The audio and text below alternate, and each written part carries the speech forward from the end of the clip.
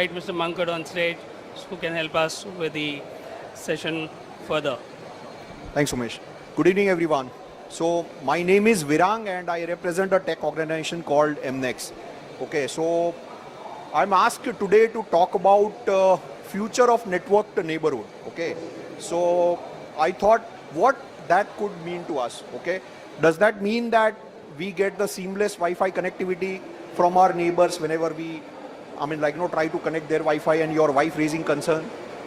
Okay, or it has more larger meaning. Okay, so I'm here to talk to you about my point of view on the future of networked neighborhood. Okay, so when I'm talking about neighborhood, it's about community.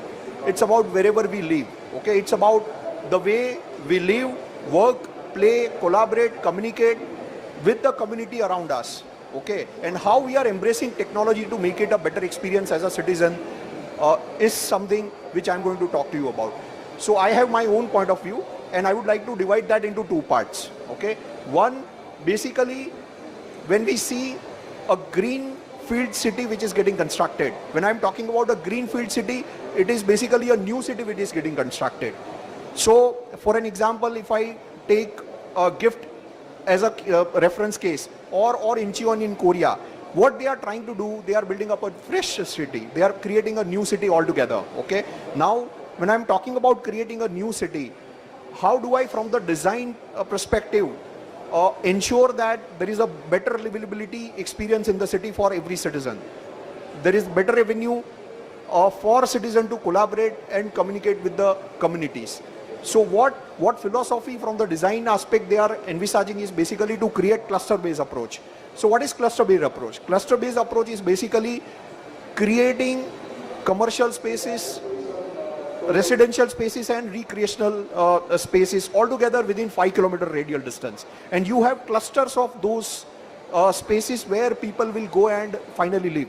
So whether you want to work, your workplace is just below 5 kilometer within your residence, you want to go and watch movie, you want to go shop, everything is within 5 kilometer. And this entire cluster is tightly integrated with environmental friendly options like you can have bicycle tracks, you can take electrical vehicles, and then cluster to cluster communication happens through high speed connectivity options that we are having in the city currently. So that actually by envisaging the cluster based approach, we are able to create a better experience for citizens to live in a city. Okay, but what about the cities which are already there? For an example, we've been talking about smart cities. Okay, now any cities where already millions of people are living, how do we envisage or how do we embrace various technologies to again better the experience, okay, for a citizen to live in a city? Okay, so that is something which is now being considered for all the existing cities. Okay, for an example, if I talk about smart city as an architecture, okay, you have basically various need being in a city. You want to commute to a particular place, you want a better public transit, you want better social security, you basically want better healthcare and education, you want basically access to information and interaction with the government seamlessly. How do you ensure that? Okay, so basically what we are trying to do is to create digital technology implementation for various subsystems. For an example, I am trying to digitize public transit. I am trying to digitize various government services. I am trying to digitize social security infrastructure from the standpoint of social security by deploying various cameras, by deploying public Wi-Fi hotspot and stuff like that. But these subsystems, wherever we are embracing technologies, are not interlinked. Okay, they are still working in isolation. So I still have, as a citizen, availability of information in terms of what public transit or whether I can take metro or BRTS, that information I'm having it. Okay, but can I have end-to-end visibility of how can I reach from destination A to destination B, from point A to point B, is something which is missing because the subsystems are not getting connected. For an example, my friend talked about connected cars. My friend also talked about smart lighting. So let me just pick up smart lighting as an example. So how do I create smart lighting infrastructure which also supports a green corridor creation for emergency services. Okay. Now this will actually be possible only if two subsystems start talking to each other. Okay. So what I'm trying to say here is that anything and everything to do with implementing smart use cases in a city needs to also get interlinked from the digital standpoint. This will create better insights in terms of how do we better leverage the digital technology that has been embraced within a city as a citizen, okay, to get a better citizen impact. So that is the way cities have to eventually embrace. Now, what are the key drivers for ensuring that we have the interlinkages between the subsystems? Key drivers would be obviously citywide communication network. Okay, so with the advent of technologies like 5G, it will ensure very, very reliable, low latency, high bandwidth, and a network, telecom grade network, which can support massive IoT rollout. So this will ensure that your subsystems, wherever you are deploying technologies, would be interlinked on a reliable communication network. Okay, so 5G or any kind of next generation telecom technology will enable seamless communication amongst all the subsystems digitization that we are talking about. This is the first key driver. Second, startup ecosystem. So when we are talking about how do I make sure that I have various use cases on the ground getting deployed to create that experience for citizens, where the role of startups would be very, very critical. Okay, so those startups who are working on IoT, AI, or various kind of digital technologies eventually will have to collaborate with telecom companies, eventually will have to collaborate with industry, eventually will have to collaborate with businesses, government, and communities eventually to create an ecosystem which is completely V1 internally, so that you can have a seamless experience of what digital technology can deliver and not a fragmented approach. So this will ensure whatever human to human interaction or human to machine interaction or machine to machine interaction and the overall impact that we can experience in a city, which my friend has also talked about, by using various technologies like AI, VR, and many other digital technologies. So that is what my point of view. And with that, I would like to now throw this, to open to the forum.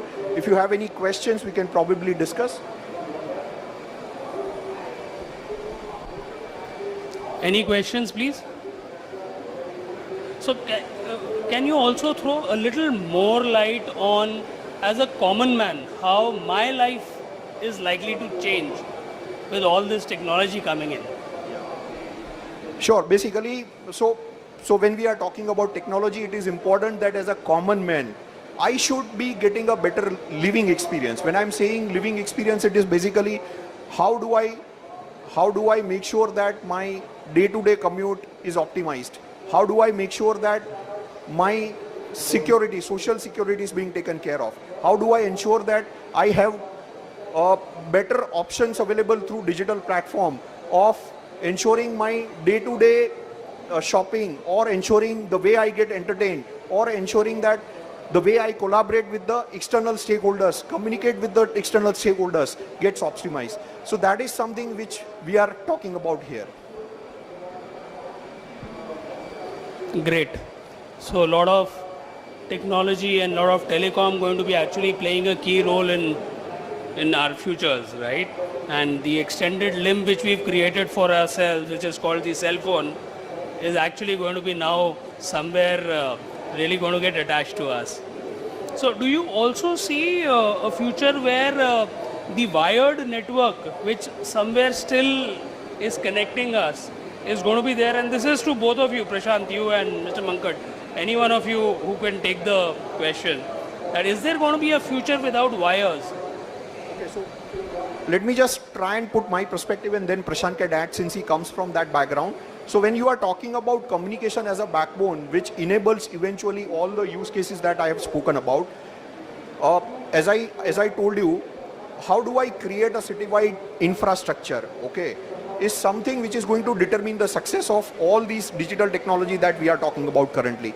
Now, unless we have right up to my home or my office a reliable communication network, this technology will not get enabled.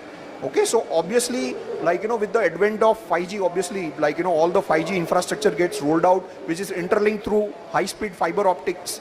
But then even at the last mile level, so when you are asking about a communication network or wired versus wireless network, let me just try and answer this in a manner where obviously the core backbone is obviously going to be wired to support the kind of bandwidth, to support the kind of latency which is expected.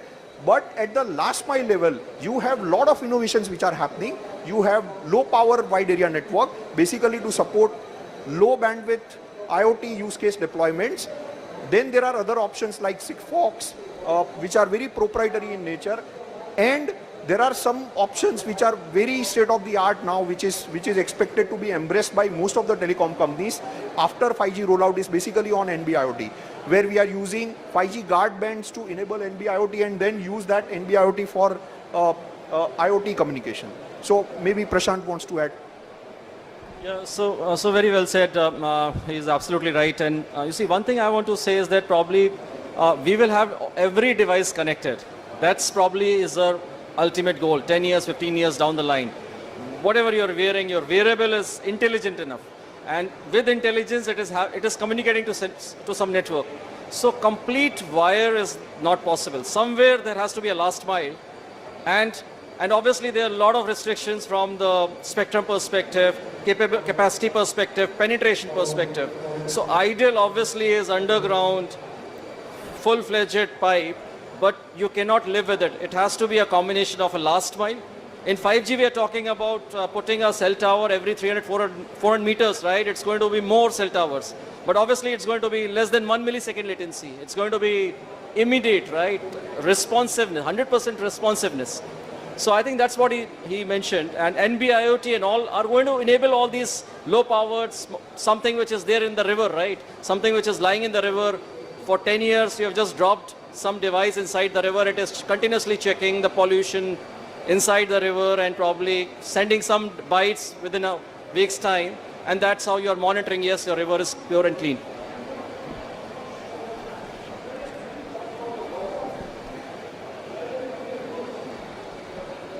We have one more question coming. When we are talking about the wireless systems, is there any standards prepared or from the safety point of view? Because the wires system is highly safe. I mean, there is no interruption. Or in case of wireless systems, if the communication gets disturbed or there is a malfunction, or is there any standards in place at the moment? Then you can add. So what concern you are raising is basically around security, right? If I'm not mistaken. So what you are trying to say is basically right from sensor where I'm acquiring the data, right up to the cloud where I'm processing the data, okay, and I'm taking some decisions, okay. How do you secure the data end to end is something which you are trying to understand, okay. So now my point of view is basically from the last mile perspective. So obviously wired network, as you said, I mean, like, once you are onto that, it is secured. That's what we are assuming. Now, when you are talking about sensor to the last mile, I mean, like, gateway which is there, from which we will get the wired connectivity. That data security is something which has to be ensured. And there are standards which are, like, being worked out. So for an example, if I talk about, let's say, LoRa, it will have its own proprietary way of communicating to the LoRa gateway. Okay. If I talk about Sigfox, it will have its own proprietary way of communicating to the Sigfox gateways. Similarly, NB-IoT. Okay. So every communication protocol that we are talking about currently are proprietary at the last mile level, and then, like, once it reaches to the gateway where we have the wired connectivity available, obviously standard IT security measures have to be taken. Now when you are talking about at a sensor level, okay, when I'm acquiring the data, can somebody get into that sensor and hack the sensors and then manipulate that? The answer is yes. So there are standards which are getting developed, which will all ensure that the data which is getting acquired gets encrypted when it is being thrown onto the last mile network, okay, so that to ensure that there is adequate amount of security. But still, we are way, behind the way we want to actually move. It is not happening, and it has to be done. Otherwise, when we are talking about deploying billions of devices, billions of sensors for various kind of use cases, it is really important that we have the standardized way of working and we have the standard way of encrypting the data to ensure the data security. So Prashant, you might. Just to add, he has already covered everything. You see, what will happen, there has to be ways because there are going to be so many devices, right? So we are just making devices intelligence and we are adding up devices.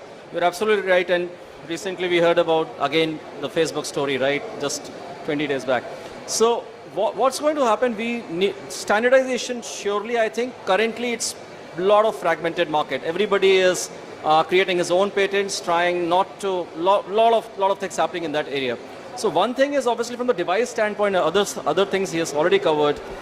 You see, every device will have some kind of token. Currently, it is not completely possible, and probably things like blockchain or something else will evolve, which will kind of like make it immutable. So if you are adding a device to a network, then it is traceable until the time it is dead. So I think a lot of work, right? That's why security companies stocks are growing pretty high, right? A lot of work happening because obviously that's a huge threat once you connect everybody or give access to any device to connect to the network and probably start doing some decision making. So over and above that, data security that we have touched upon, one more important point in a minute that I would like to touch is basically for the identification of machine-to-machine SIMs. When I'm talking about, see, me and you are having cell phones and we have the identity already there, okay? And they can immediately identify where this SIM is and who has done what. But when you are talking about thousands of SIM cards getting deployed, how do you identify them? How do you authenticate them? Is something which is again one more problem that we need to solve. So these are the two aspects when you are talking about massive IoT rollout. Thank you so much for a very enlightening answer.